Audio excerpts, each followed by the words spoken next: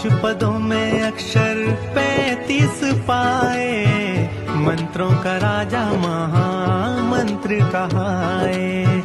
अरिहंत सिद्धाचार्य उपाध्याय साधु को मिलकर बारंबार शीश नवाए। भावों से सुमिरन कर लो, अपने कर्म क्षय कर लो, ध्यान लो श्रद्धा से उत्तम फल पाओगे। कभी जप के तो दे